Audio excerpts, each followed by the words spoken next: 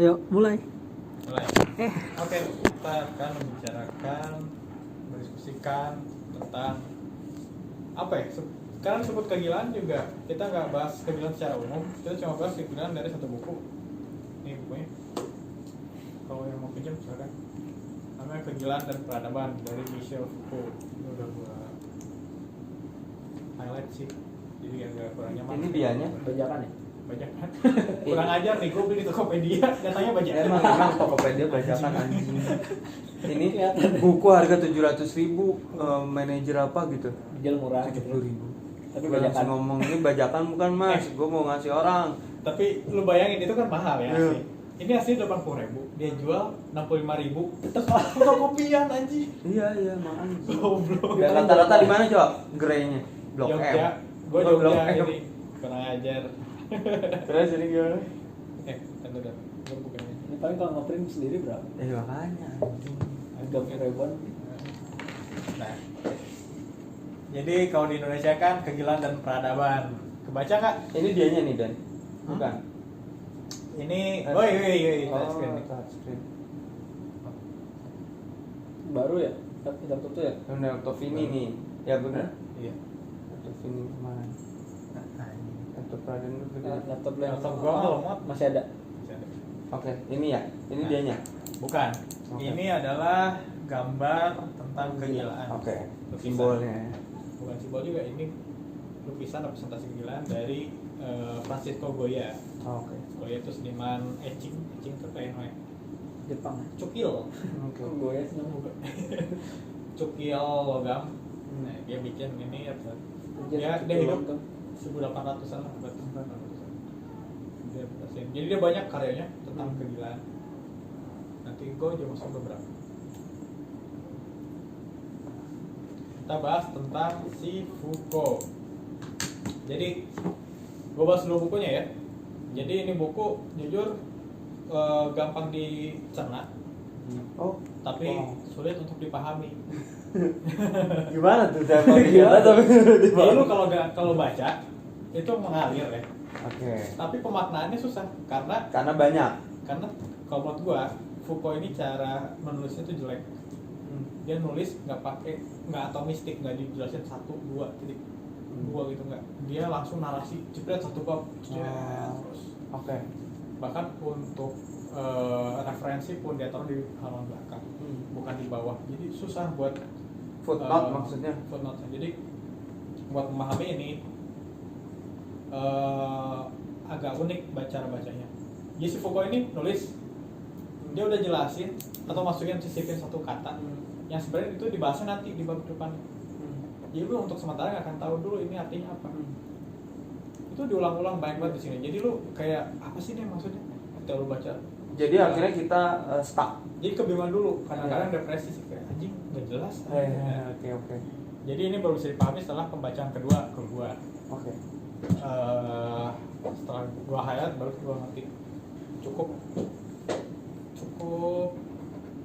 apa ya? Agak mengesalkan bukunya. Kalau dibanding buku-buku filsafat lain ya lebih seru sih buku filsafat lain.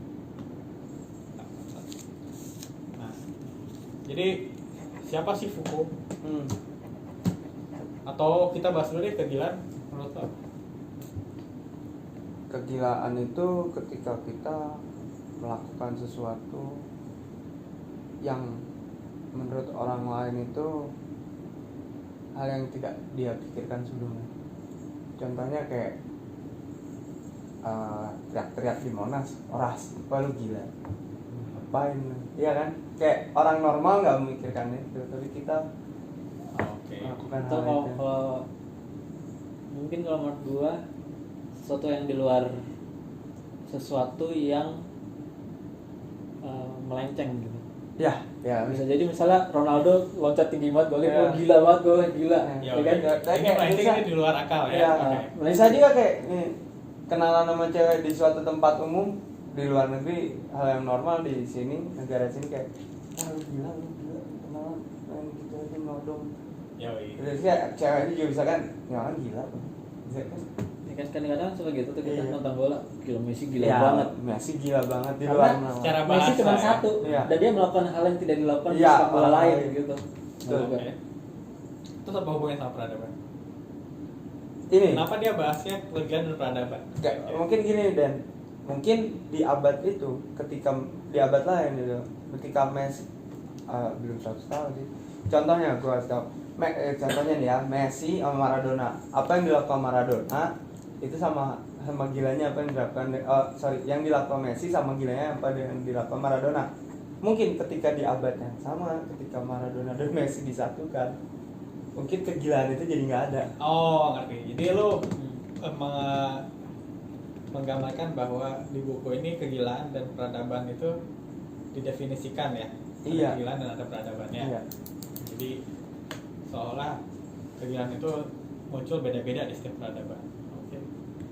Ya. Tuh. Kalau gue udah tahu. Hah? Udah ya? Tahu. Lu udah baca ya? Enggak sih belum baca, Summary. tapi udah baca, udah dengar audiobooknya. Oh, oke. 10 jam. Enggak yang sebelumnya ada. Jadi menurut lo? Hah? Menurut lo? Sama, Enggak, akhirnya sama, si- akhirnya. Soalnya si Foucault ini Hah? ya itu dia memaknai kegilaan itu dilihat menurut kacamata kayak sejarawan gitu. Ada timeline. Misalnya nih sekarang dia ngelihat kegilaan di sekolah gitu atau Oh, di rumah sakit Oke. atau di perpus gitu dibandingin sama abad Renaissance. apakah berarti apa yang gue jabarkan tadi benar? Benar. Ada korelasinya ya? Jadi yang dinamakan kegilaan dan peradaban adalah, jadi Foucault ini kan dia bisa lihat di sini. Hmm. Dia lahir 1926, mati 1984, Hmm. mati karena HIV, karena dia gay. Oh, udah. Itu fotonya tuh sama partnernya tuh. Foucault yang mana coba? Yang ini kiri. 58 umurnya ya? Yang botak, Oh, yang botak. Nah, jadi kebanyakan, jadi buku ini terbit di tahun 1961. Oke. Itu buku ini tuh merupakan tulisan disertasi dia buat doktoral. Jadi pada masa itu kegilaan tuh emang pada zaman buku ini dirumuskan ya 1990-an. Kegilaan itu emang udah ada, jadi fenomena sosial, udah muncul di masyarakat, udah diiyakan bahwa kegilaan itu ada, dan banyak kajian-kajian atas kegilaan tersebut, dan kebanyakan dari psikologi dan psikiatri. Dia sudah Termasuk jatuh. udah ada definisi saintifiknya gitu kan? Ya, ada perkembangan dari si psikiater modern, dari Sigmund Freud, macam-macam. Nah, si Foucault ini cara berfilsafatnya itu punya karakter sendiri. Dia berfilsafat dengan menelusuri sejarah. Jadi sebelum dia merumuskan sesuatu, dia tuh melihat dari sejarahnya, menjejak. Namanya tuh kora. Istilah Yunani-nya kora. Jadi dia menelusuri pemaknaan dari sejarah dan perkembangannya. Nah, di buku ini juga sama, benar kata yang lu bilang, kalau di sini ditelusuri dari pemaknaan kegilaan tuh kayak gimana sih awalnya sampai masa ini. Namanya Korak. Nah, jadi kegilaan, lanjut ya. Jadi si Foucault ini Oh, lulus. dia ini apa sih jurusannya? Nah, dia tuh lulusan Psikolog. École Normale Supérieure, INS. INS itu adalah universitas yang banyak melahirkan filsuf. Contohnya Sartre, terus Artaud, sebanyak lah, banyak filsuf Prancis keluar dari situ.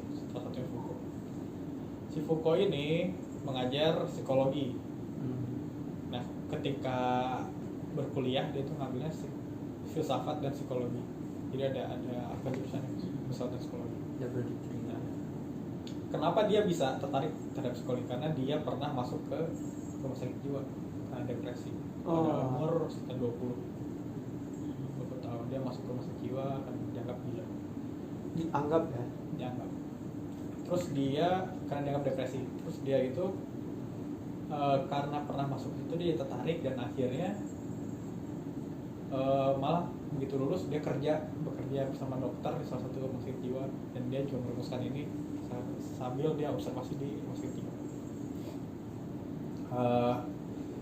Si Foucault ini salah satu tokoh yang powerful juga, dia juga aktivis soalnya, termasuk untuk permasalahan gender, diskriminasi sosial, feminisme, karena kan dia gay, nanti karena HIV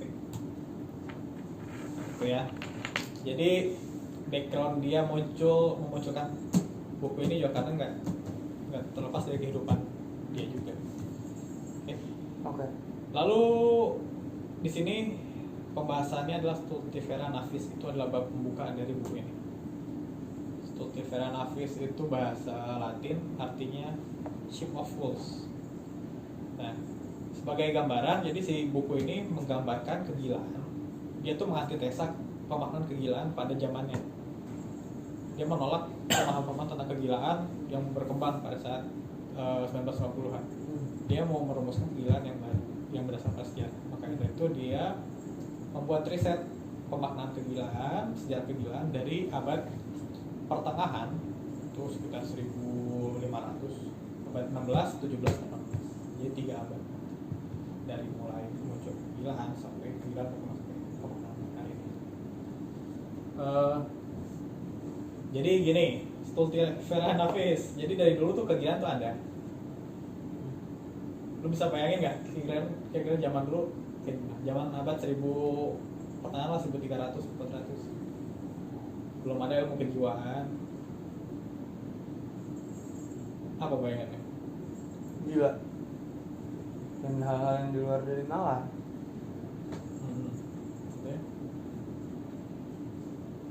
Lu bayangin, lu nggak tahu nih kegilaan tuh apa, belum ada definisinya. Mungkin ya telanjang dianggap gila. Ya kurang lebih kayak gitu, benar. Jadi gila tuh suatu hal yang depan publik tuh janggal, kayak jangan. Satunya kayak gitu. Lalu tiba-tiba nangis atau tiba-tiba kasar memukul tanpa alasan, itu adalah kegilaan. Nah, pada abad ke pertengahan itu kan masa transisi di mana ada penyakit lepra. Lepra itu membunuh berapa juta orang ya? Ada ya kayak koran. Kan ada kusta, itu kusta yang Black Death, terus muncul lagi lepra. Lepra itu benar-benar satu wabah penyakit yang bahaya banget. Ada yang lebih bahaya sih. Lapar ya. Kalau tahu ya. Nah, pada tahun 1500 lepra itu mulai menghilang. Pada awalnya, jadi karena dia berasal dari Prancis ya, jadi dia manusia sejarah Prancis. Orang-orang lepra itu dikucilkan, dipinggirkan, dimarginalkan karena orang-orang takut ketularan. Caranya gimana? Mereka di karantina ke satu kayak Indonesian Idol. Menit akhir. Yoi, jadi karantina yang mana menimbulkan juga persepsi masyarakat bahwa lepra ini sebuah penyakit sosial. Pada tahun sih penyakit kulit ya? lepra itu, nah itu yang belum gue cari dong sekarang. boleh. Gue tuh kepikiran tuh, lepra, gue pengen tahu sejarah lepra tapi gak sempat. Jadi gak bahas lepra tuh. Gak apa. Jadi biar pengetahuan kita penuh gitu, nggak ada yang pertanyaan. Tapi emang lepra itu Penyakit sering infeksi kronis kusta sih. Oh kusta, oh sama. Oh gue kira beda. Oh kolera yang beda lagi tuh. Ya. Ada kusta, ada kolera. Ya. Kusta kolera beda-beda itu, sama lepra beda. Jadi kan kalau si kusta ini, Kan berarti kalau lu sering gak kalau sih definisi- baca Alkitab atau kisah-kisah Alkitab atau kisah Al-Quran atau kisah-kisah Nabi, Ya, Al-Quran. penyakit-penyakitnya tuh gitu-gitu doang loh. Kayak kusta, Nah, kayak apa gitu. penyakitnya Tuh yang kusta. Pokoknya sering kedengeran gitu. Nah kalau lepra adalah kusta, berarti itu adalah Black Death. Apa? Black Death. Jutaan orang mati. Oh, berarti wabah gitu ya. Katanya ya, Jadi orang-orang itu lagi jalan tiba-tiba tangannya putus kalau kusta. Kalau sama lepra berarti kayak gitu. Kan ada kalau kita nonton film-film abad pertengahan tuh ada kayak film kayak gue pernah nonton Hunchback. lupa si Morty yang humor itu loh, Yang ilmuwan yang humor Morty. uh, Ada Morton yang siapa yang namanya ada lupa. Jadi ada film pertengahan biasanya ada orang mati dibawa gerobak Ya, ya. pakai gerobak. Nah itu gara-gara lepra banyak banget orang mati jutaan. Lepra itu dikarenakan kusta itu gue taunya kusta bukan lepra. Tapi kalau sama ya udah gue bahasa ya. Dia datang dari Cina karena pelayaran itu berkembang. Lagi Cina. Pelayaran berkembang, tikus masuk ke perahu. Ketika tikus masuk perahu yang menuju ke Eropa itu tikusnya bawa penyakit. Di penyakit pes gitu. Nah, lepra salah satu penyebab kepanikan massal, jutaan orang mati. Nah, di tahun 1500 lepra mulai menghilang. Lepra ini dikatakan penyakit-penyakit yang kutukan lah, karena belum ada ilmu sains kan, belum berkembang, dan semangat di abad itu adalah sebuah kebenaran terletak pada gereja, institusi keagamaan yang punya jawaban atas semua hal itu. Oke. Pendeta, gereja. Jadi kalau ada apa-apa tuh ya, jawabannya di pendeta, bukan di dokter, bukan di tabib. Nah, sampai akhirnya muncul industri percetakan ya, semua orang bisa baca Alkitab, semua orang bisa akses kebenaran. Nah, Ini bisa sok aja cabut. Mau nyatet. Iya, Terus kan di Prancis itu udah ada bangsal-bangsal buat si penderita lepra. Nah, karena lepra udah mulai berkurang, akhirnya muncul penyakit baru. Ada eksklusi sosial yang tetap tertinggal. Jadi karena sosial udah lihat bahwa dalam tatanan kita tuh kehidupan sehari ada penyakit, mereka nagih lagi penyakit yang lain.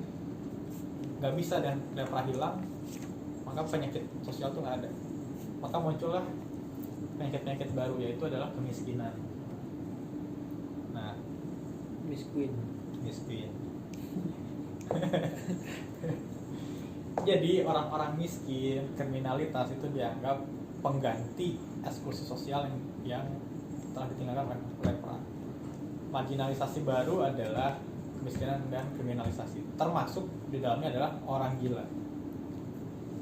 Nah, jadi orang-orang pengangguran kayak gitu dimasukin ke bekas bangsa lepra, dikurung mereka. Jadi satu gitu ya. Nah, orang miskin, orang cacat, orang miskin, cacat, dan kalau gila belum dikurung. Cacat, itulah yang miskin pengemis gitu, dan kriminalitas dikurung. Sementara orang gila ini statusnya masih dipertanyakan, karena orang gila itu pada saat itu adalah penyebab kekacauan saja di masyarakat. Tiba-tiba mukul, tiba-tiba nangis, tiba-tiba histeris. Keberadaannya itu tidak mengganggu, tapi cukup membuat khawatir gitu. Seolah ada ketidakbenaran di antara masyarakat. Akhirnya salah satu raja gitu di Perancis membuat kebijakan. Istana membuat kebijakan bahwa orang-orang gila kita masukin ke kapal, kita buang jauh. Orang-orang gila. Orang-orang gila tadi kan belum dijelasin definisinya. Definisinya udah ada. Definisinya adalah orang-orang yang kasar. Oh, yang kasar tadi. Pokoknya yang nggak nyambung, Nangis, kayak gitu. Jadi mereka udah bisa di fenomena sosial yang agak melenceng dari masyarakat gitu. Disebut gila. Bahkan ada beberapa disebutkan juga di buku ini kalau ada beberapa yang sebenarnya nggak gila tapi dimasukkan ke Ya. perahu. Ya, kayak Nah, dia. makanya kenapa disebut ship of fools, Oh. Stone Devil Nafis. Jadi satu perahu itu isinya orang-orang gila. Si orang-orang gila ini dikasih disuruh berlayar lah, pergi sana dengan pemahaman bahwa air itu dapat memurnikan jiwa, memurnikan seseorang. Jadi ada mitos-mitos tetap raja-raja tuh meyakini mitos, diyakini bahwa dengan adanya air melintasi lautan dia bakal hidup balik lagi gitu. Dan memang di saat itu terjadi ada yang tiba-tiba menjadi sehat atau mungkin sebenarnya udah sehat tapi disuruh berlayar dimasukin orang-orang gila itu, atau ada juga orang yang malah mati itu dan gilanya lebih parah. Nah, jadi si orang gila ini diposisikan par excellence, jauh dari kesempurnaan. Kesempurnaan itu adalah kota. Dia ya biarin dia hidup dan kebenarannya sendiri di pulau yang kita nggak tahu. Nah, jadi lucunya itu dulu pelayaran ketika ada kapal masuk, misalkan dari Inggris ke Spanyol gitu kan, orang-orang nyambut, woi ada perdagangan, ada pertukaran barang. Lama kelamaan lah, kok yang turun orang-orang gila. Lama kelamaan orang-orang menyadari bahwa pelayaran bukan lagi suatu hal yang eksklusif, tapi juga ancaman atas kekacauan, muncul orang-orang gila. Nah, yang lucunya adalah orang gila ini beda-beda anggapannya di setiap daerah. Tapi secara garis besar, Foucault bilang bahwa gila itu adalah orang-orang yang bebas nilai. Mereka orang-orang yang tidak berdosa. Jadi bukan karena kutukan, tapi karena mereka itu tidak waras aja, nggak berakal. Dalam artiannya orang yang terkena hukuman atas pengetahuan tidak yang baik dan tidak berguna. Ini sama sih kutukan gitu. Masalah dia itu dihidupkan untuk sesuatu yang tidak berguna. Nah, tapi di balik itu semua, Foucault melihat karya-karya sastra yang berkembang, sejarah-sejarah itu menggambarkan kegilaan sebagai lelucon. Jadi kalau kita lihat Shakespeare atau karya-karya teater lainnya, kadang-kadang suka ada orang gila, dan orang gila itu datang dan ngaburin kebenaran. Dia selalu melakukan suatu hal yang salah. Jadi gila itu adalah pengingat atas kebenaran, apa yang benar-benar, ya apa yang sebetulnya adalah kebenaran. Jadi di sini gue ambil dari bukunya, gila itu adalah qui pro quo, kekeliruan demi kebenaran, membangun keseimbangan. Tanpa ada kegilaan, kebenaran itu nggak akan berdiri. Ya, sorry. Gila itu Qui pro quo, tanpa ada kebenaran, tanpa ada kekeliruan, yang dimana kekeliruan itu berasal dari kegilaan, maka kebenaran itu nggak akan ada. Dia membangun keseimbangan. Kayak benar, kalau tanpa kesalahan nggak ada kebenaran dong. Cantik nih, kalau semua orang cantik, nggak ada yang jelek, malah nggak ada nilainya. Iya, Nah gitu. Jadi negasi dari itu. Pantesan Itulah si yang Rocky membuat. Gerung selalu ngomong kayak gini. Jadi unik di situ. Orang gila tuh sebenarnya keren gitu. Ditendang, tapi dia memiliki secara universal dianggap salah satu tonggak kebenaran. Nah, jadi pada ini abad awal akhir pertengahan ya, 1500, abad 16. Jadi dari dilemparkannya orang-orang melalui pelayaran, ship of fools, akhirnya yang lucunya lagi adalah mereka ini ngelemparin orang gila nih ke kota ini. Tapi kota ini kedatangan orang gila dari kota lainnya. Oke, lucu, silang menyilang. Iya, karena orang tahu ketika perahu datang itu orang gila nih. Kita kirim lagi. Iya, didatangin orang gila di kota itu juga gitu. Oke. Jadi yang lucunya orang itu tetap berdatangan selain emang menambah. Bertambah. Nah, agar membentengi hal tersebut, orang-orang gila dari situ mulai dikurung, ditahan, dikurung, disatukan dengan orang-orang miskin, pengangguran, dan kriminalitas. Jadi krisis ekonomi juga muncul di saat itu, abad 16 awal. Karena adanya krisis ekonomi, orang-orang tuh susah buat kerja. Kerajaan menilai bahwa kita nggak mungkin hidup, masyarakat nggak mungkin produktif kalau setiap hari diperlihatkan pemandangan orang malas. Makanya penyakit ekonomi seperti kemalasan, pengangguran dihilangin tuh, mulai dimasukin penjara. Nah, gila juga dimasukkan dalam pemaknaan ekonomi. Gila ada kutukan atas kemalasan.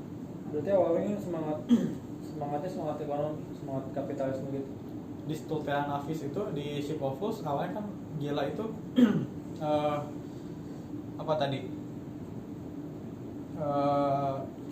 Jadi orang-orang yang pemalas dimasukin jadi orang gila, atau orang gila dijadiin satu sama orang pemalas?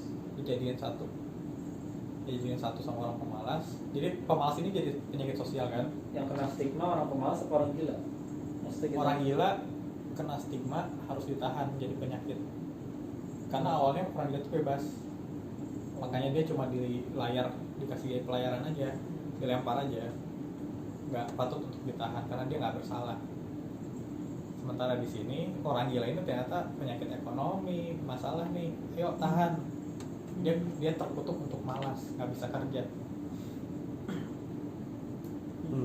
Dia tuh biadab lah untuk peradaban. Jadi bahaya lah ya, mengancam. Dari situ orang gila dikurung bersama dengan pengangguran, pengemis, orang cacat, kriminalitas. Nah, atas dasar hal tersebut, krisis ekonomi, maka di sini muncul namanya Hospital General.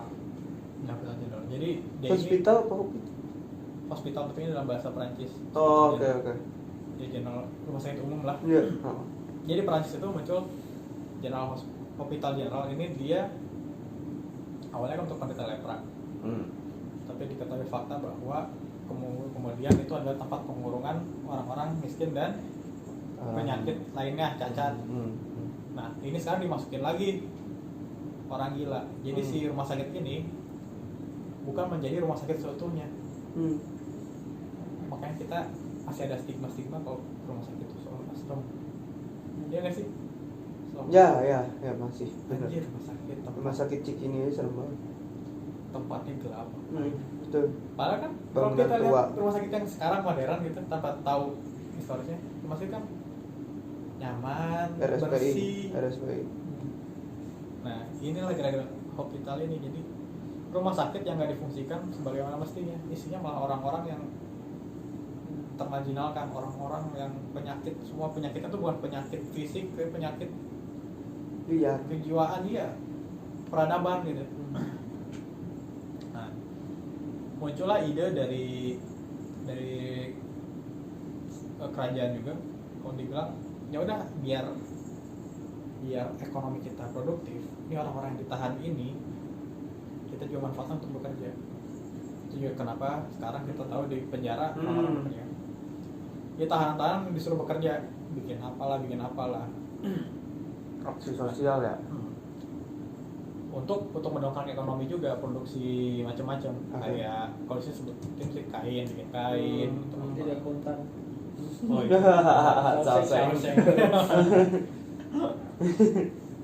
Nah, akhirnya orang gila itu dipaksa bekerja. Melalui Hospital General ini muncul juga penciptaan dari institusi yang bertanggung jawab untuk mengurung.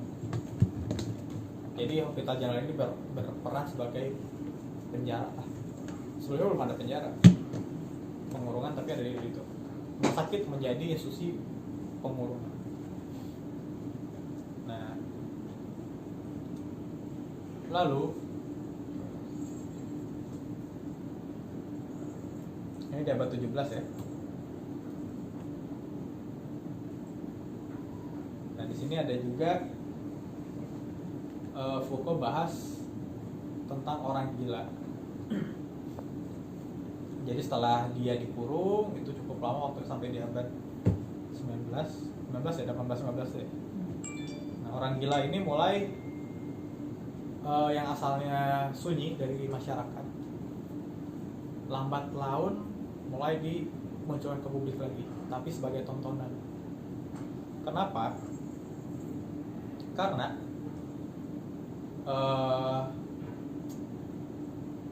strategi untuk membuat orang-orang penyakit yang itu kerja itu cuma berlaku untuk, itu cuma sukses untuk orang-orang pengangguran, orang-orang malas, orang-orang cacat, orang-orang kriminal.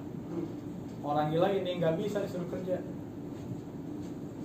Makanya dia juga ini penyakit yang benar-benar nggak bisa diapa-apain.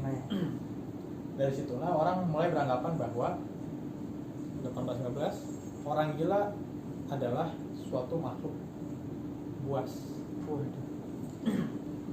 Makanya di sini ini Goya juga nih, mahasiswa Goya. Jadi orang gila itu dianggap sebagai monster, titik kemanusiaan paling rendah di mata Tuhan. Inkarnasi dalam binatang, makhluk yang ditelan kegelapan. Jadi kehidupan dia tuh gelap aja, nggak tahu kebenaran yang mana. Semua hal yang dilakukan adalah ketiadaan. Nah, lalu muncul lagi ide gimana cara mengantisipasi si kegilaan. Apa coba? Antisipasi kegilaan. Mengantisipasi untuk memusnahkan, mengobati kegilaan. Kalau di era itu ngapain kira-kira? Ada orang gila nih, anjir, ini orang udah penyakit nggak bisa diapa-apain. Dibunuh.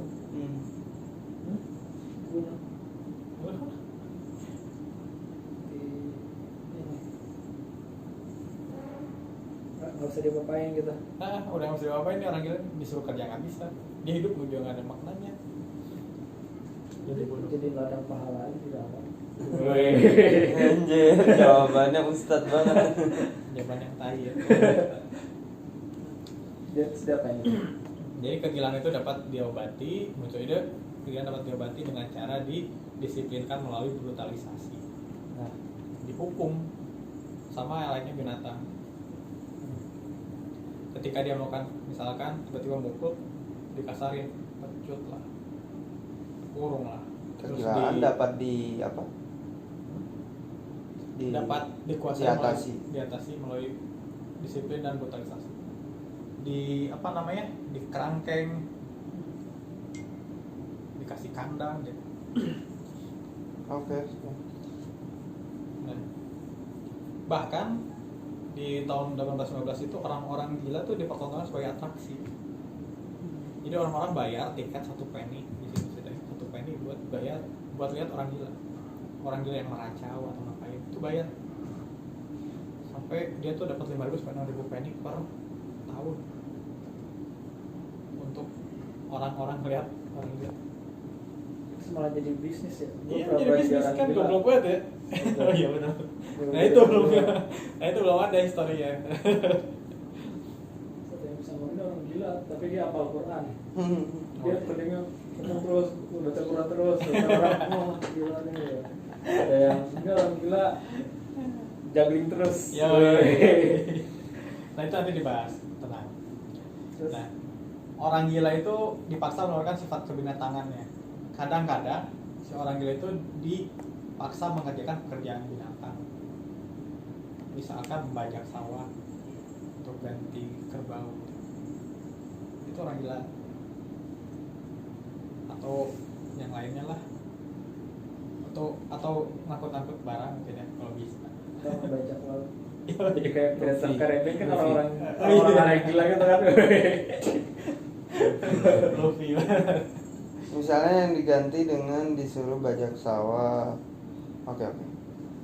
Jadi kegilaan itu adalah suatu bentuk empiris, bentuk nyata dari irasionalitas.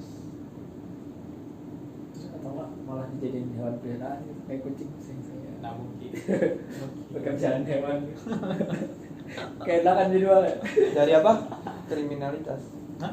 Dari apa? Bentuk empiris. bentuk empiris dari rasionalitas, Oh, irasionalitas. ya rasa. Sama juga. Nah, jadi ini adalah pemaknaan dari orang gila yang berkembang. Sampai muncul pada nafsu.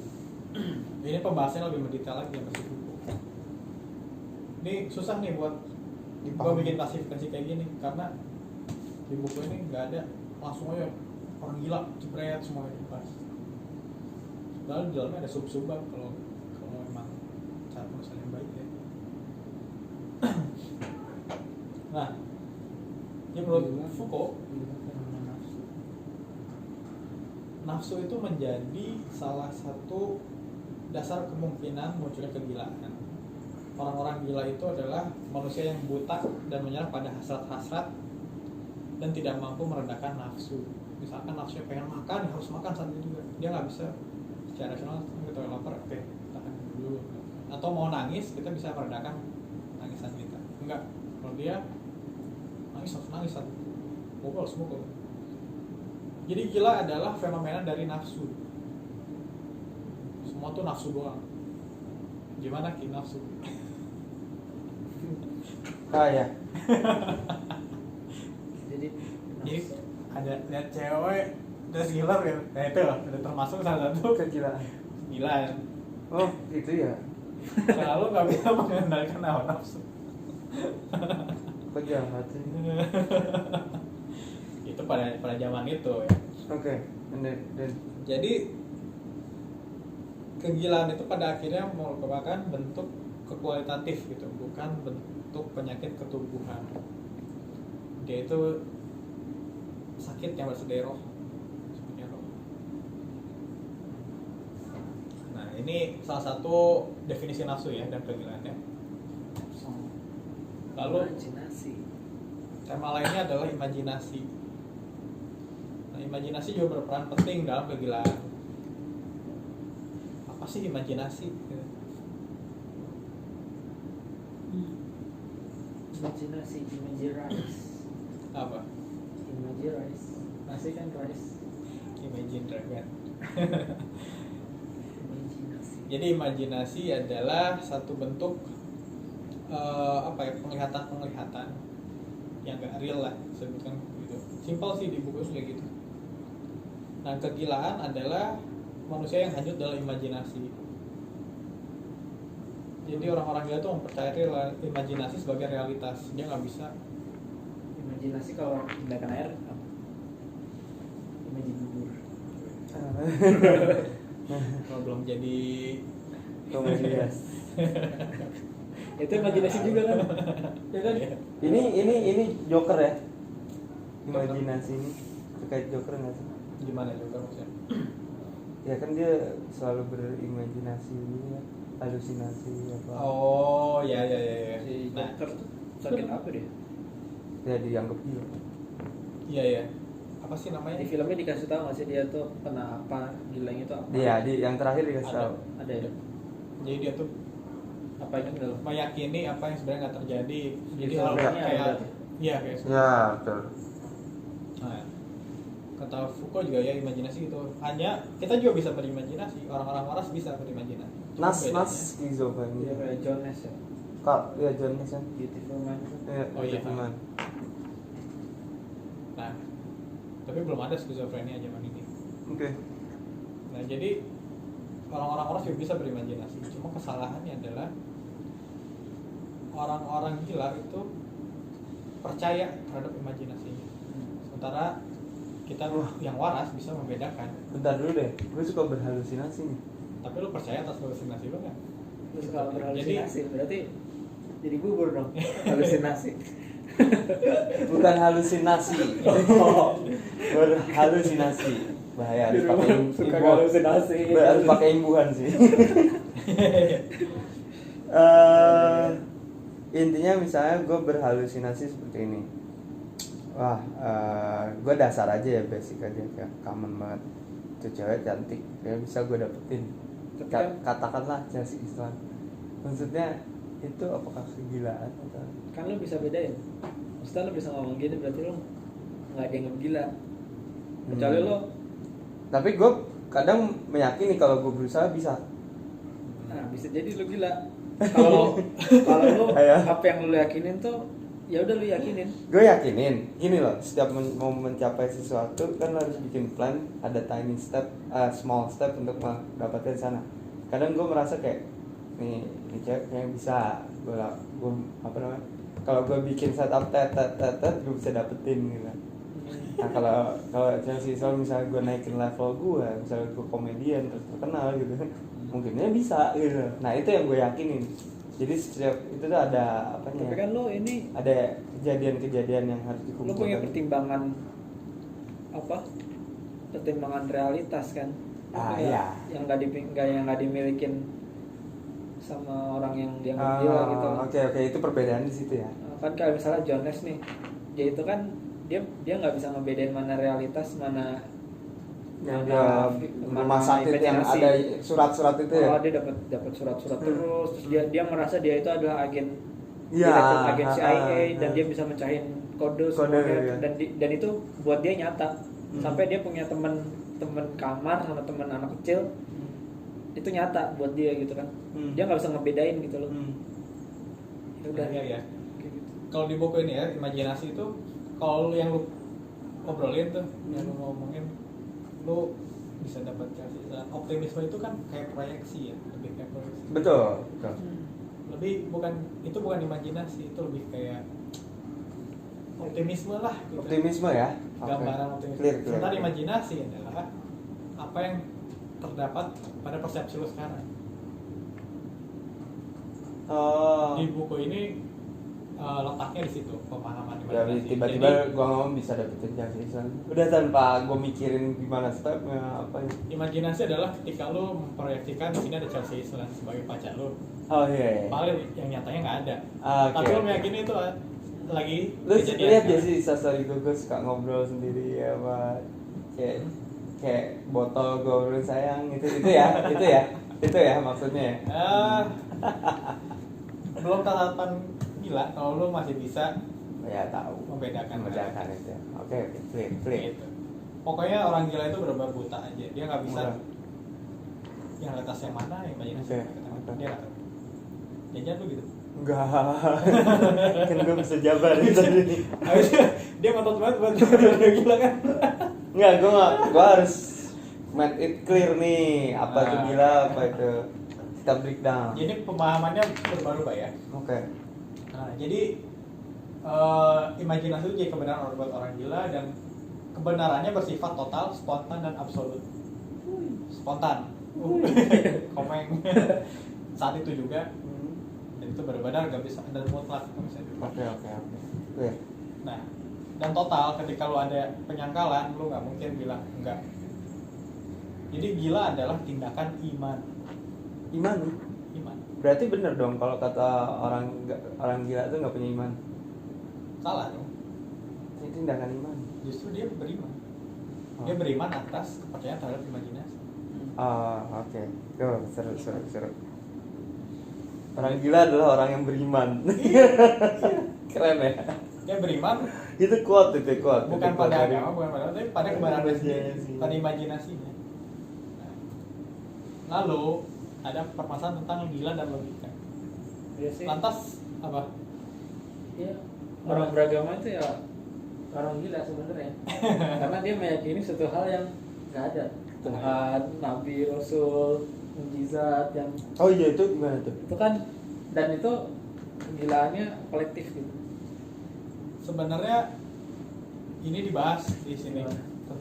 tentang Tuhan, kegilaan dan agama. Tapi gua nggak bahas BPT karena Sensitif. takutnya buat situ ya. Ngapain gak sensitif? Gue kira lu. Karena menurut gue itu bagian kecil dari ini permasalahan. Tapi kalau di sini sih dibahas kalau ya benar emang mencari sesuatu yang tahayul itu juga salah satu bentuk kegilaan. Tapi pada semangat itu pemahaman untuk sekarang zaman ini. Tapi pada semangat zaman itu orang beragama adalah orang yang punya rasionalitas yang masuk akal. Gitu. gitu. Jadi bukan takhayul mempercayai Tuhan. Bukan takhayul. Jadi kalau sekarang kita bilang iya itu gila tuh, tapi orang zaman itu enggak gitu. Bahkan katanya ada di salah satu kutipan Alkitab bahwa Yesus tuh sebenarnya gila. Yesus datang terus dia mengemban penyakit kemanusiaan, dosa-dosa termasuk kegilaan. Yesus tuh meracau. Yesus itu ditanya jawabnya apa, gak nyambung. Jadi itu tahayul itu tadi kegilaan bukan? Percaya terhadap tahayul itu dalam masa ini ya belum menjadi sebuah kegilaan, karena dianggap perang beragama itu karena tadi masa peralihan dari kebenaran agama terhadap kebenaran rasionalitas. Ini belum sepenuhnya orang-orang rasionalitas, belum sepenuhnya orang pakai akal. Kalau pada abad ini itu belum gila orang beragama. Tapi mungkin kalau sekarang kita bilang apakah orang beragama itu gila? Ya bisa aja, karena bisa jadi tahayul. Gitu. Pokoknya dibahas di buku ini si Yesus itu juga gila. Terus Tapi karena smart zaman jadi Yesus diagungkan makanya. Dan Ini orang gila malah dimasukkan. Nah orang gila malah masuk pada tataran orang yang suci juga, orang yang termasuk dalam hitungan keagamaan. Maka dari itu agama dan kegilaan itu selalu dikaitkan. Dari awalnya kan kutukan atau apa, sekarang juga masih terkait. tapi dalam konteks yang lebih Lebih halus, lebih baik gitu ya. lebih baik. Penderitaan, jadinya ke penderitaan Yesus. Yesus gila. Sekarang dia di City. Yesus. Iya, tapi nggak disalib. Ini nggak salah. Lagi nafas lagi. Anjing. Nah, terus ini yang menarik, gila dan logika. Menurut lo orang gila punya logika tuh enggak? Ini simpel sih. Cinta aja kadang nggak ada logika. Anjay. Logika aja. Apakah itu kegilaan? Cinta. Kalau lu jawab tapi gila, orang gila nggak ada logika. Apakah cinta itu adalah kegilaan? Makanya kan ada istilah cinta gila. Apa? Cinta gila. Iya, ada juga. Cinta memang Gila, metal. Apa netral. Nah, sebenarnya ada dibahas di sini juga. Gue nggak masukin. Karena sama, gue rasa itu hanya pembahasan kecil. Sebut cinta itu adalah bentuk kegilaan. Kenapa? Karena cinta itu adalah tindakan manusia yang dibutakan oleh nafsu. Jadi itu bentuk gila. Bener kan? Yoi. Berarti gila dan logika? Berarti orang gila ada logika nggak? Nggak ada. Nggak ada. Sama kayak cinta. Cinta ada kegilaan, cinta nggak ada logika. Oke. Tapi di sini sebutkan bahwa perlu dipertanyakan orang gila itu punya logika atau enggak, karena mereka itu beriman atas kebenarannya sendiri yang imajinasi. Jadi si Foucault bilang bahwa Kalau gitu gue nanya, logika itu apa? Definisi logika itu apa? nah, logika itu pada zaman ini diposisikan sebagai cara berpikir yang sistematis. Ketika ada proposisi, lalu ada kesimpulannya. Jadi pendidikan kesimpulan itu udah disebut berlogika. Orang-orang gila ini bikin kesimpulan dari imajinasi itu. Salah satu contohnya adalah ada kasus nih. Orang gila ini meyakini kalau dia terbuat dari kaca. Oh, ini mirip Sunda Empire nih. Ya kan? Kenapa? Sunda Empire ada teorinya kan? Terus dia meyakini itu kan? Nah, bisa. Benar. Itu menarik juga tadi gue udah nulis. Apa? Dulu apa? Yang mau gua Sedang bayar. Nah, jadi diceritain sama si Foucault ada satu dokumentasi kalau sejarah gitu ya, di salah satu rumah sakit di hospital itu orang gila ini meyakini bahwa dirinya terbuat dari kaca. Terus dia ini berteriak histeris kencang-kencangnya ketika ada orang mau nyentuh dia. Terus dia bikin satu bentuk analisis logika. kalau dia meyakini bahwa dia terbuat dari kaca, itu berarti logis dia. Aku terbuat dari kaca, maka aku rapuh. Sehingga aku tidak boleh misalkan terkena sesuatu, agar tidak pecah. Jadi dia ada Ya kayak gua tadi ada pemikiran, ada proses pengambilan keputusannya, ada tahap-tahapan berargumentasinya. Hanya kegilaan itu mendasarkan logikanya pada imannya itu, yaitu imajinasi. Jadi saking ketat dan tepatnya kebenaran logika itu jadi bias. Belum jam 4, jam berapa sih tutup? tutup jam 3. Iya, kan jam 3. Iya. Terus kita udah dikunci gitu, di luar udah nggak ada.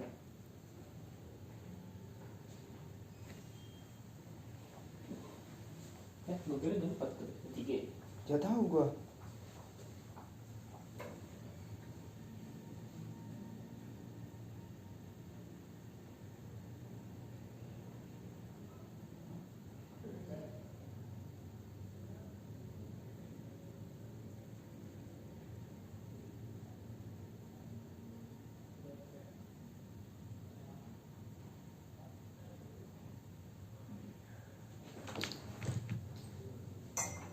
Ya. Kenapa? Terus kita nih. Jam 3 apa jam 4? Ada tangga sih. Oh. Ada tangga Kirain sih. udah dikira dia lupa gitu, terus udah ditutup. Kita orang terakhir di sini terjebak. Ya, film apa ya? Film apa ya? Yang terjebak dalam film. Habis itu kita ngomong udah pada benda-benda mati pada hidup semua. Iya. At naik museum. Aduh, ternyata halusinasi. Tapi yang kaca itu tadi, Gila dong. yang kaca itu tadi ada filmnya tuh tentang kaca. Apa? Film apa ya judulnya? Gue lupa. Yang ada triloginya, ada sequel. Apa? Kaca. Gue lupa deh. Ya pokoknya Terus. Oke. itu salah satu contoh Udah mau dekat faktual. habis waktu. Jam 4. Oh, sejam lagi. Ini udah 3 subbab. Jadi si manusia yang merasa menjadi terbuat dari kaca itu salah satu bentuk faktualnya ya, berada kata si Foucault. Nah, jadi saking ketat dan tepatnya berlogika, kebenaran logika itu menjadi bias. Sehingga gila itu adalah rasionalitas murni yang benar-benar kacamata kuda terhadap logikanya aja. Jadi dia malah melihat logikanya, bukan melihat realitas lagi. Dia realitas murni. Maka dari itu kegilaan adalah tamparan untuk mendiskusikan intelektualitas. Jadi yang mulai harus dipertanyakan adalah intelektualitas itu apa? Kalau ternyata sama-sama berlogika. Nah, terus di sini Foucault bilang bahasa adalah struktur pertama dan terakhir kegilaan. Artinya kegilaan itu dapat dibahasakan. Intelektualitas. Kegilaan itu berasal dari bahasa. Nggak semerta-merta begitu saja.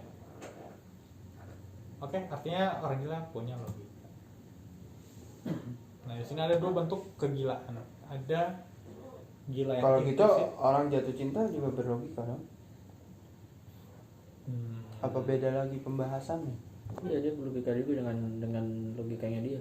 Iya, Logika yang oke clear. berarti cinta tuh ada logika. Cinta adalah Tapi logikanya dia kayak misalnya ngasih uang yang banyak, ngasih mobil semuanya karena gue cinta sama dia. Ya nggak apa-apa. Ya, Dia menurut dia normal. Cuma buat kita nih yang nggak Iya. cinta kayak goblok banget gitu. Cinta ini Makanya sangat pertanyaannya ada itu adalah, logika, ternyata ada logika. Yang nggak ada logika tuh yang kayak gimana? Betul. Hewan. Nah, nggak punya nalar dong. Karena dianggap orang gila bisa mikir. Makanya di sini kan tantangannya terhadap intelektualitas mulai dipertanyakan lagi. Lalu ada dua bentuk kegilaan, ada yang implisit dan eksplisit. Kegilaan implisit adalah sikap tubuh, kekerasan tanpa kata-kata, segala perubahan dari pikiran, dari kebiasaan. Jadi misalkan gini, lu biasanya ngomong terstruktur, tiba-tiba lu ngomong cabul, itu sudah disebut gila. penyimpangan seperti itu udah disebut gila, kegilaan, madness tuh. Lu biasanya sopan, tiba-tiba lu di sini loncat-loncat, nah itu kegilaan. Itu gila yang eksplisit. Implisit deh, implisit. Jadi gila terlihat dari apa yang tidak biasa dari lu. Terus ada gila yang eksplisit. Gila eksplisit adalah gila yang terlihat dari ciri-ciri ketubuhan, misalkan vertigo, mabuk, pusing, gangguan keseimbangan otak. Ketika lo mempersepsikan dunia itu lagi fly gitu, dunia terbalik, dunia muter, itu lo gila juga. Tapi gila yang eksplisit. Kata Foucault dalam abad ini seperti itu, pemahaman atas gila. Jadi orang gila itu, ini orang lagi orang vertigo nih, orang lagi gila. Nah, terus ada lagi gila dan mimpi. Jadi muncul fenomena tidur berjalan. Tidur berjalan itu disebut gila. Kenapa? Karena mimpi itu salah satu bentuk imajinasi. Sleep paralysis ya? Ini kan sleep paralysis bukan sih istilah? Bukan. Oke lah. Sleep walk. Sleep awakening. Tahu lah. Sleep. Iyalah ya. Whatever lah. Oke. Tidur berjalan adalah gila. Jadi pembeda orang yang gak gila dan gila adalah kondisi terjaga.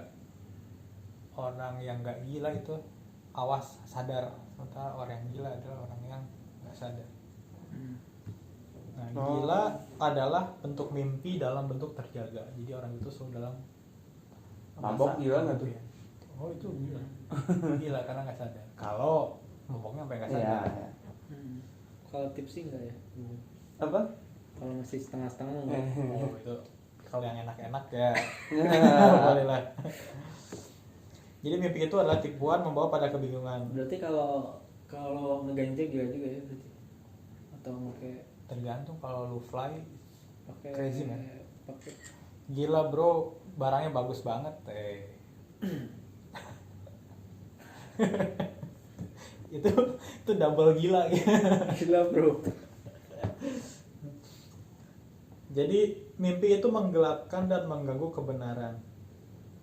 Jadi ada 3 bentuk kegilaan mimpi: delima, halusinasi, dan dementia. Delima itu mengigau karena demam, itu jadi suatu bentuk kegilaan. Terus halusinasi mengubah representasi, jadi yang terlihat tuh aneh, itu juga kegilaan. Dan dementia itu malah bukan, kalau halusinasi kan ngelihat ini lucu, tiba-tiba ada bentuk jamur, skendelik lah halusinasi. Kalau dementia itu mungkin skizofrenik, ketika ngelihat audio jadi warna jadi audio atau audio jadi warna, nah itu dementia. Berarti nggak boleh dementia? Enggak boleh. Jadi yang dementia kalau punya pacar itu cowoknya gila. Jadi dementia adalah Contohnya apa sih dementia?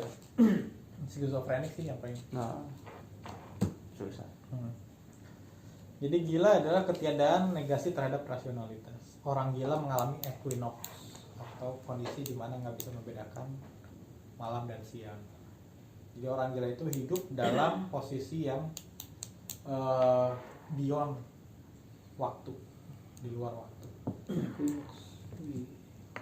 Kayak Twilight. Pokoknya dia nggak bisa lagi ngebedain siang dan malam, nggak ada bedanya. Kayak ini Kalimantan. Asap. Atau Iceland.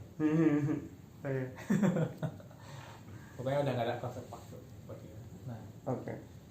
lalu muncul juga aspek-aspek kegilaan. Jadi di sini kegilaan tuh didefinisikan jadi 4. Ada mania, melankolia, histeria, dan hipokondria.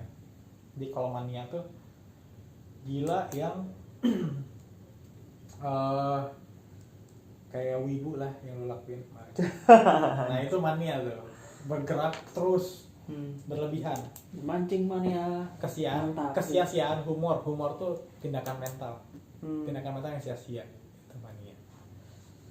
Jadi mania itu biasanya berani dan marah, pokoknya energik, itu mania. Itu termasuk kegilaan berlebihan. Ada juga melankolia, itu lawannya mania. Ya, kayak Kak. Jadi melankolia itu lebih pada sedih dan ketakutan, tenang, sunyi. Dia itu selalu berefleksi pada irasionalitasnya, mempertanyakan dirinya, kerapuhan dirinya. Oh, itu apakah kegilaan? Itu kegilaan, itu bentuk putus asa dibilang. Melankolia ya. Ada Gue sering tuh. melancholic beach. Tahu teng teng Gorillaz ya. Bukan, ada band Apa? band Gue melankoli sorry. melancholic beach. Ada mania, ada melankolia, terus ada juga histeria. Kalau histeria, nah Itu Muse. yes. Yes. Tadi RK sekarang Muse. Jadi emang musik tuh emang gila ya. Iya. Histeria itu adalah halusinasi dan bergairah, Refleksitas reflektif, irasional. irasional. Nah, dominasi roh binatang, gangguan syaraf. Histeria itu yang kayak mau mukul, itu lebih ke histeria. Kalau mania itu malah lebih kan tindakan. Ternyata kalau histeria tiba-tiba buas ya, tiba-tiba hilang kontrol. Nah, seringkali histeria ini disangkut pautkan dengan penyakit syaraf. Pernah nonton ini belum? Yang si itu loh, Film yang mana?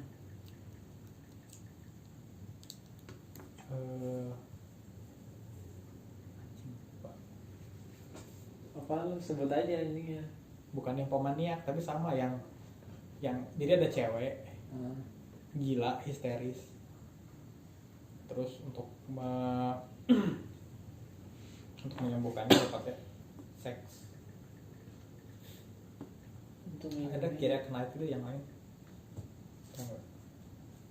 Ada tuh salah satu film yang mengilustrasikan bukan histeria. bukan Natalie Portman ya? Bukan, Keira Knightley. Black Swan bukan ya? Bukan. Ada lagi zaman pertengahan, zaman kayak gini. Oh, film ini ya, film apa? Musikal bukan musik ya? Bukan. Keira Knightley kok dia itu ada adegan ranjangnya, adegan seksnya banyak lumayan. Bukan Nymphomania. Keira Knightley. Belum nonton gue kayaknya. A Dangerous Method. Hah? A Dangerous Method udah nonton kita. Emang udah? Ada A Dangerous Method ini. Lo coba tonton A Dangerous Method. Ini tentang histeria. Terus Nah, histeria ini emang bisa disembuhkan dengan cara seks. Karena gangguan syaraf, jadi dibikin relax. asik. Terus ada juga hipokondria. Jadi kesalahan penginderaan dan sensasi. Contohnya psikosomatik. Jadi hipokondria ini lebih mirip lu mengada-adakan sakit lu, padahal nggak sakit. Pernah nggak? Pernah dengar nggak psikosomatik?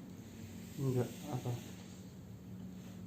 Jadi penyakit yang sebenarnya nggak ada, tapi lu karena kekhawatiran lu merasakan aja itu sakit. Iya. Misalkan, aduh pusing, padahal mah nggak apa-apa. Oh iya, itu kan bisa dibilang sugesti. Sugesti. Kayak harusnya kelas tapi aduh gue sakit.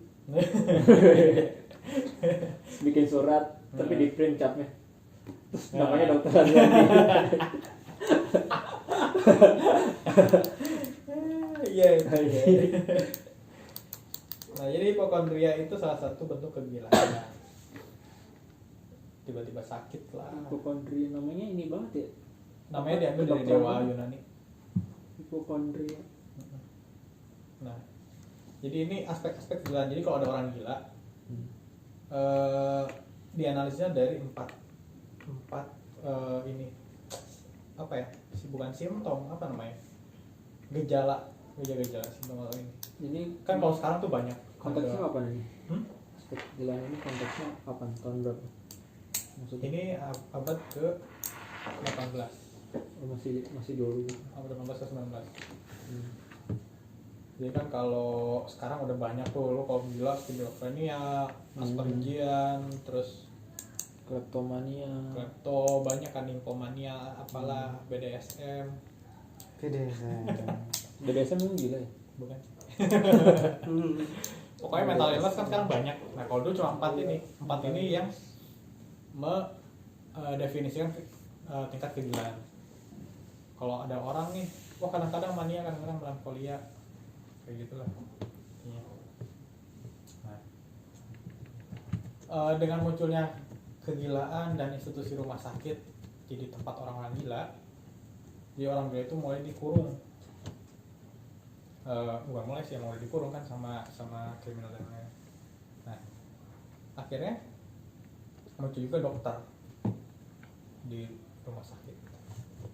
Toilet di mana? Apa lanjut ya? Jadi aku pengen minum dulu. Kemana?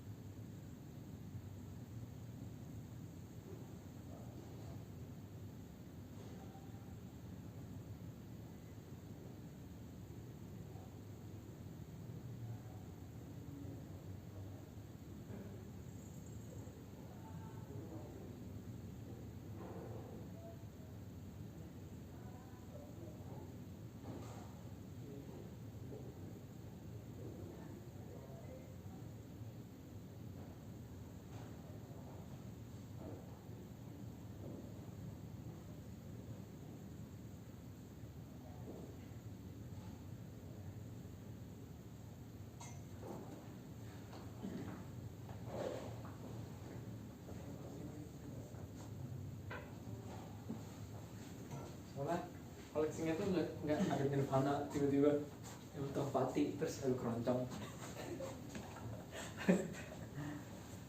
Intinya ada. Kemana tadi dokter ya? Jadi ada kemunculan dokter. Dokter itu apa? Dokter itu nggak punya basic keilmuan yang jelas. Itu cuma orang yang ahli terapi kegilaan. Nah, jadi muncul juga terapi kegilaan dari 4 fenomena itu, mania, melankolia, hipokondria, dan histeria. Ada terapi di tiap kegilaan. Nah, gimana caranya? Ada konsolidasi. Konsolidasi itu adalah pemberian sesuatu yang menyenangkan pasien. Misalkan wangian, makanan, musik, atau dia pengennya boneka, dikasih boneka. Pokoknya semua yang dia mau dikasih. Itu bakal menyurutkan nafsunya. Gitu. Salah satunya musik. Di sini dijelasin beberapa hal tentang efek musik untuk orang-orang gila. Tapi gua nggak bahas.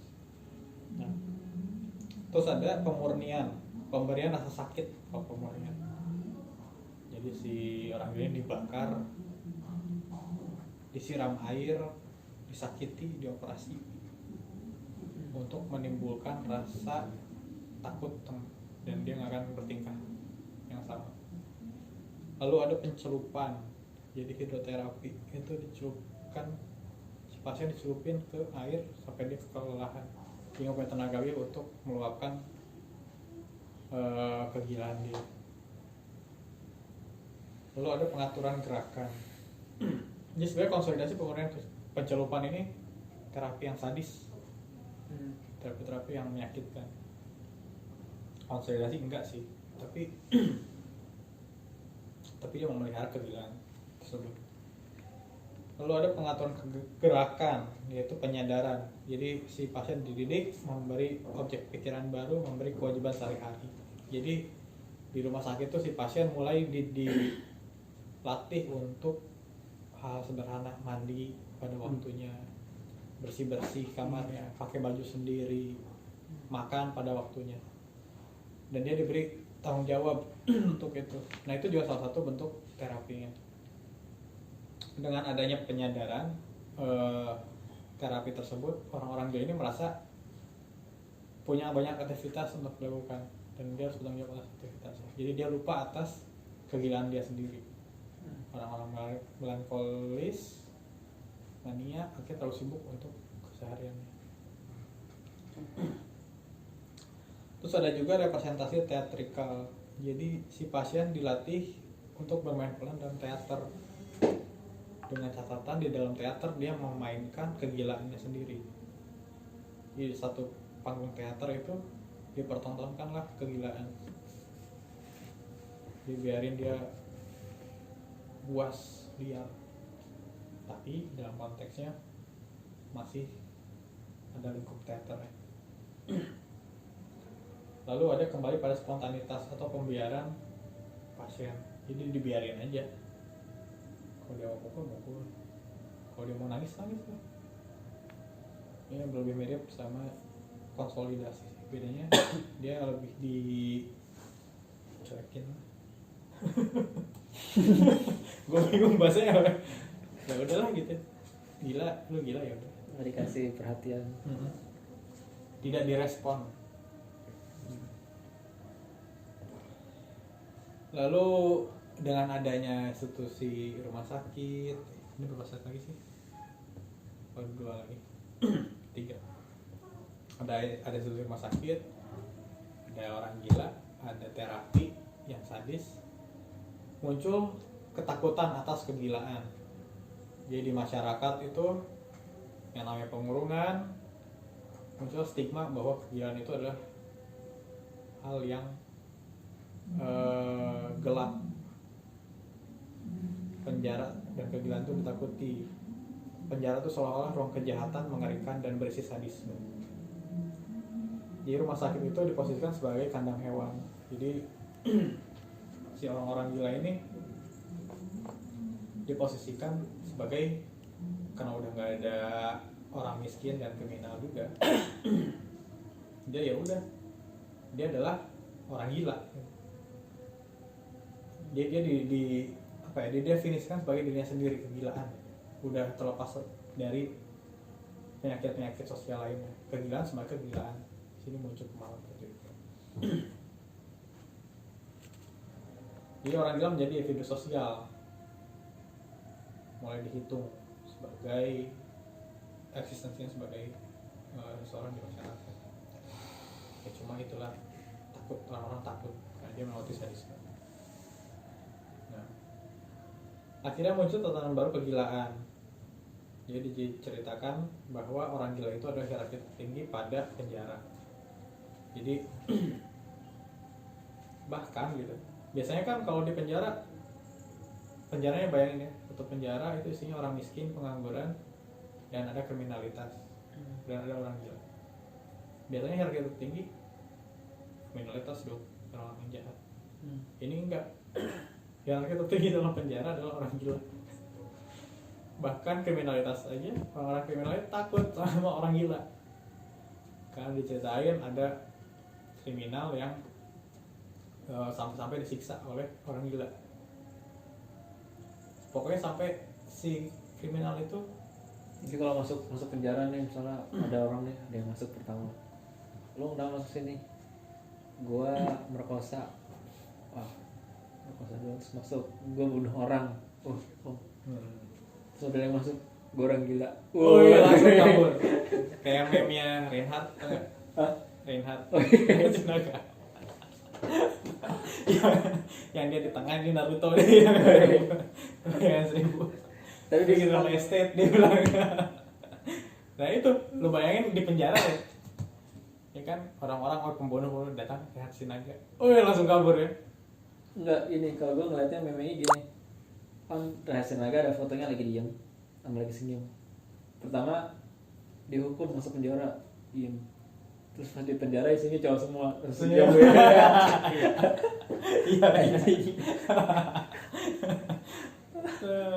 Seneng dia malah. Terus ada lagi yang itu meme-nya Reinhard Sinaga, sebelum masuk penjara gitu, dia biasa aja.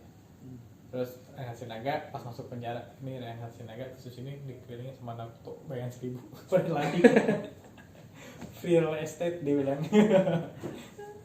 Nah, jadi orang-orang tuh menghindari orang gila karena itulah stigmanya tuh benar-benar mereka ini orang-orang yang melelahkan, tidak layak untuk apa ya, bergaul dengannya lah, ya dekati bisa. Nah, sementara dengan terapi-terapi tersebut gitu, si penjara atau rumah sakit ini lebih fokus mempersiapkan diri orang gila untuk orang gila. Jadi orang miskin, kriminalitas itu di nomor 2 kan, prioritas untuk orang gila. Sehingga muncul juga fenomena bahwa kemiskinan menjadi fenomena ekonomi. Kan sebelumnya ada krisis ekonomi, sekarang krisis ekonomi sudah berhenti di abad ke-18 akhir. Nah, kemiskinan sekarang jadi fenomena ekonomi. Kemiskinan dibutuhkan dalam politik, menjadi elemen yang diperlukan negara. Artinya orang-orang miskin tadinya di penjara ini mulai dibebaskan. Kenapa? Karena dianggap kemiskinan ini adalah senjata bagi para politikus untuk mengambil kekuasaan dengan mengumbar-umbarkan optimisme kesejahteraan yang lebih baik. Nah, maka dari itu si kemiskinan itu jadi harapan masa depan yang lebih baik, sehingga penjara adalah ketika orang miskin dihilangkan dari penjara dianggap tempat yang salah dalam menangani orang-orang miskin. Gitu. Ditambah perkembangan industri, orang miskin berkurang, akhirnya di penjara tertinggal kriminalitas dan orang gila, di mana orang gila menjadi penguasa tertinggi di penjara. Dia ditakuti. Asli. Tapi dalam artian orang gila ini ditakuti karena dia layaknya hewan buas. Kayak kita balik lagi jadi kayak hewan kita buas. ngelihat ular atau biawak aja gitu ya, takut gitu. Iya. Jadi kan sebelumnya dibahas kalau dia punya logika, dia tuh bisa mikir, makanya ada terapi. Tapi setelah melihat implikasinya, ternyata orang gila ini lebih menimbulkan kekacauan dan ketakutan. Akhirnya seorang gila berposisi pada hewan buas. akhirnya lahirlah rumah sakit jiwa. Soalnya Rumah sakit jiwa yang pertama tuh muncul di York, di Inggris. Jiwasraya. Ini juga termasuk munculnya benih psikiatri modern. Jadi dokter jiwa adalah ahli kegilaan. Jadi dia nggak punya latar belakang tertentu, sama yang tadi kayak terapis kan, ahli terapis. Kalau ini dia itu orang-orang yang mengobservasi kegilaan dalam waktu yang lama. Jadi orang yang expert aja, udah bernaung lama. Tapi nggak ada scientific researchnya, nggak ada argumentasi ilmiah atas kegilaan. Dia cuma observasi aja.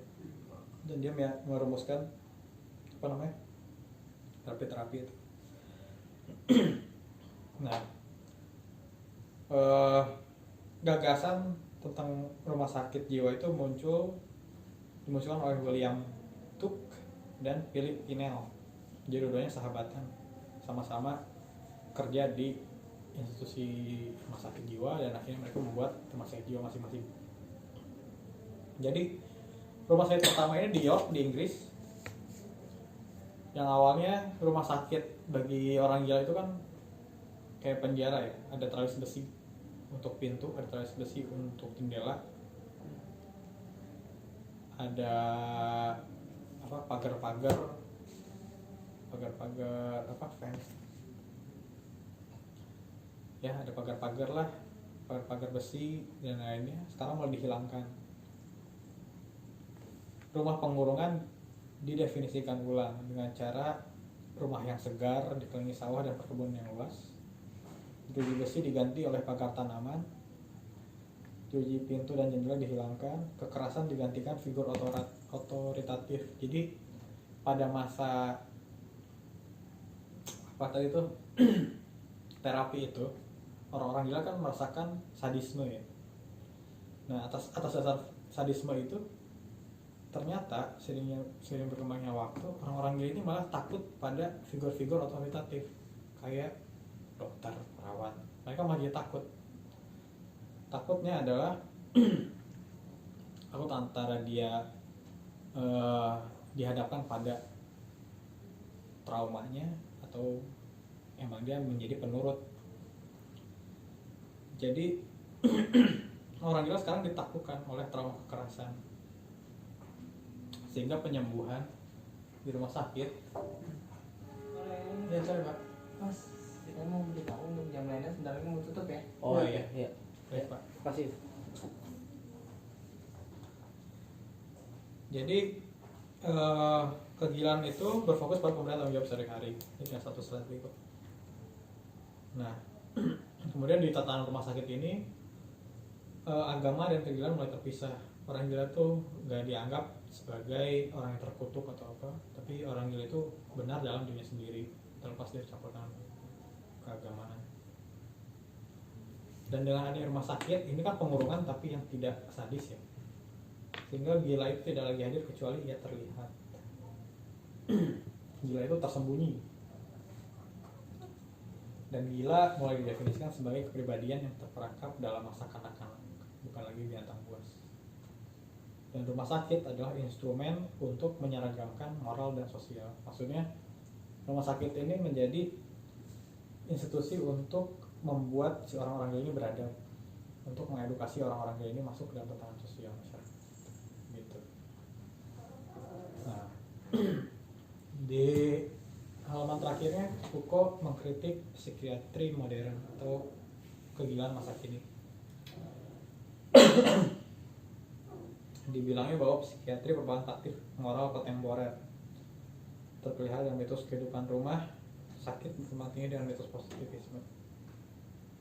Jadi kegilaan itu di zaman sekarang itu didefinisikan bukan lagi atas dasar kealamiahan atau yang lain, tapi kegilaan didefinisikan oleh rumah sakit.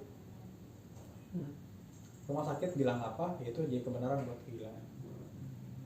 Jadi definisi gila adalah definisi dari otoritas psikiatri yang belum tentu benar, sehingga pasien diposisikan sebagai objek penelitian, sementara seharusnya orang gila itu dikembalikan pada asal muasalnya menjadi subjek. Jadi gila pada masa kontemporer zaman ini adalah pemahaman yang tidak alamiah. Menurut Foucault, kegilaan adalah kegilaan sebuah ketidakterbatasan. Kegilaan adalah simbol kebebasan, keterlepasan manusia dari alam, dan sebuah patahan absolut dalam karya seni. Contohnya adalah Van Gogh, dibilang Van Gogh, Nietzsche, Beethoven. Dia orang-orang yang memiliki gejala-gejala kegilaan tapi mereka menghasilkan karya. Artinya kita harus mempertanyakan sendiri, psikologi itu harus menilai diri sendiri di hadapan kegilaan. Nah, kayak gitu. Jadi yang sekarang dibalik sama dia, dikritik psikologi yang sekarang. Justru lo harus tanya dulu ini kegilaan, lo definisikan, sementara ini tuh nggak terbatas. Lo harus mempertanyakan diri lo sendiri. Itulah madness and civilization. Sabar. Yep. Jadi dari mulai Masih ada 10 menit lah. hewan buas, hewan yang berakal, hewan buas lagi, akhirnya jadi objek penelitian di zaman ini, sampai zaman ini didefinisikan oleh institusi. Jadi yang dikritik dia di zaman sekarang ya, zaman dia nulis buku itu adalah apa? Orang gila tuh di ini ya, diinstitusionalisasikan gitu Iya, maksudnya. iya. Dan pemaknaan orang Itu- gila, itu salah di- benarnya orang gila itu ditentukan sama otoritas rumah sakit. Sama ya, Bukan secara otoriter kebenaran. oleh suatu institusi atau otoritas tertentu gitu yang berhak untuk menentukan ini gila, ini sakit, enggak, ini sehat gitu. Iya, atau gila Dia- ini dia- sebuah penyakit atau bukan. Yang dia kritik itu. Jadi dia justru mengkritik ilmu kejiwaan itu sendiri. Jadi si Sunda Empire ini perlu atau perlu ditangkap. Nah itu Sunda Empire adalah pukulan buat orang-orang psikologi. Tapi gue ini loh, Kenapa pukulan? Ya, karena dia harus menjelaskan itu Sunda Empire ini dia layak nggak menilai Sunda Empire. Jadi dia harus berargumentasi dulu sebelum dia menilai. Kalau kata Foucault gitu. Sunda Empire kan benar, tapi dalam kebenaran. Dia sendiri. Gitu. Salah atau benar nggak ada yang bisa nentuin kata Foucault gitu. Jadi dia tuh benar-benar pemikiran kontemporer. Jadi kalau cara kontemporer kayak gitu, kebenaran itu nggak tunggal. Ya, makanya Karena kalau peradaban modern itu kan. kebenaran tunggal, makanya strict Beneran itu apa? tunggal. Yang satunya kalau kontemporer? Kontemporer tuh kebenaran lebih ke apa kalau kata Einstein Absolut. relatif. Gitu loh. Apa nih? Sebabnya ini kita pindah dulu, base dulu atau lanjut? Hah? Pindah dulu aja deh kayaknya. Soalnya ini udah jam segini. juga ditungguin. Kita bahas sambil jalan. Ya,